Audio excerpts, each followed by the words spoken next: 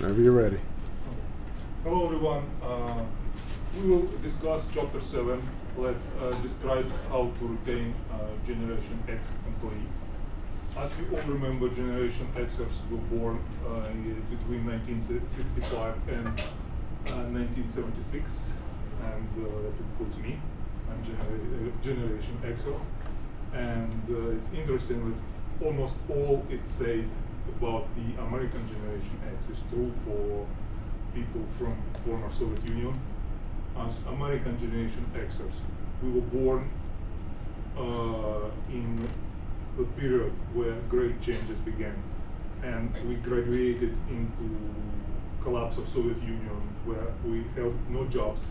As Americans graduating from colleges had difficulties to find a job or retain a job because of recession, oil crisis, and so on. We have relied on ourselves, so this affected our view on the world.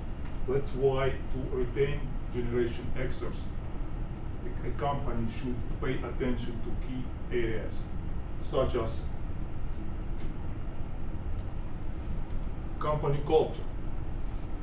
Important here is the ability to prove the company's commitment to ethics and integrity, and offer opportunities to provide input and contribute.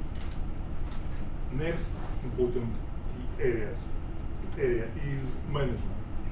Management must be approachable and supportive.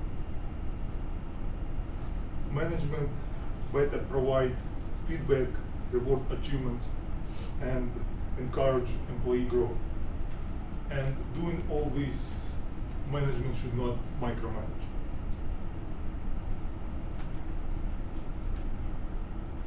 Next, third area is work environment. Work environment that we like is fun and family friendly. We like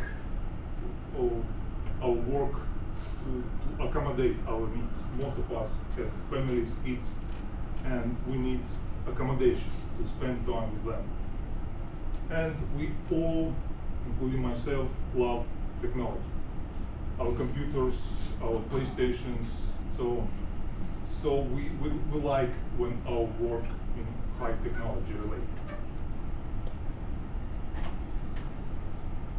Then important key area is career development. We all pay attention to our growth. That's why it is important for us to have a company with mentoring programs, opportunity to grow, and a job that offer a variety of experience and use of technology. Last but not least is the work-life balance. As I said, most of us have families, kids, and that's why the job needs to be flexible. We must be able to take some time off, and we love our perks, such as concierge services, packages, childcare, and so on. To conclude, the chapter says that for Generation X, that is called What It Is For Me generation, most important are flexibility and personal attention. Now we will present the case.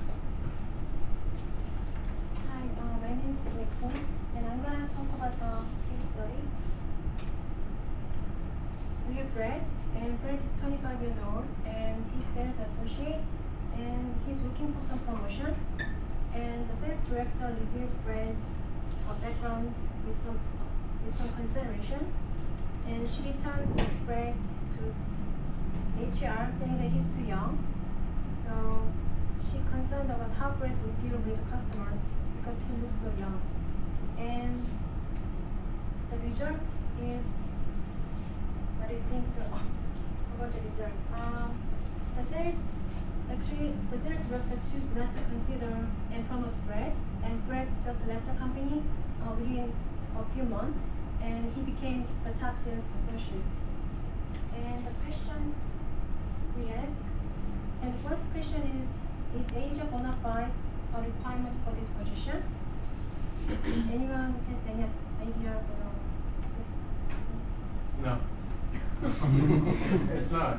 Really. You know, we've all, I'm sure we've all had an experience at our place of work, you know, saying that we are too young or the way we look. You know, anyway, go ahead. I think that the age someone looks isn't necessarily an issue, but the age they present can be an issue. Because it could be the case where you need to be presenting an authority that you may not have. And if you can present that, that's fine, but if you can't present that, then it's not that age is a good reason, but the age someone presents could be a good reason. I want to pick up on that point. I think it's very unique. Depends on what product they're trying to sell. If they're very energetic and they're selling an energetic product, it doesn't matter what age they are. But if it conflicts and we're trying to promote one product, but the age that the person represents doesn't necessarily go along with that product, that might be an issue. But the age itself as a number is meaningless. Okay. And I just summarize. The evaluation of the job candidate for a job, actually whether it's internal or external, it should be actually based solely on the job requirements to avoid any discrimination claims. And the next question is, what should you do to help the manager understand the value of the candidate? And I think if you have any suggestions, anyone has any opinions? Yes. I think because this is a sales position, I'd actually want to see how that specific candidate will promote this product at the first go, without me training him or showing him how I want him to. I want him to relate and show me what he feels about the product. And if that's a fit, then I can feel that I can value what he does through that like a actual presentation of his skills. Okay. Actually, you better answers than I may. Okay. Sorry. It's okay. Sorry. Yes. I was gonna say, in selling, the company should always, if the person selling knows how to create value and is cares about the customer, that should be my benchmark. Yeah. If the salesperson has to be able to put where the customers should feel the customer's pain in order to be able to create value. Okay. Anyone has any for the actually what can the manager do for the HR? For the HR. What can she do better for the HR? Well, she probably shouldn't tell the candidate they're too young. That kind of makes a headache for HR. Okay. actually, the better approach for HR, she can focus on the job requirements, and she can use the tool of the competency-based job descriptions, and she can also focus on the past performance and relationship and some credibility with some customers, and because she can have more information about his abilities, and she can solicit input from current customers, and she can also share up with calling or existing or new clients, and these are can be better approach for the manager.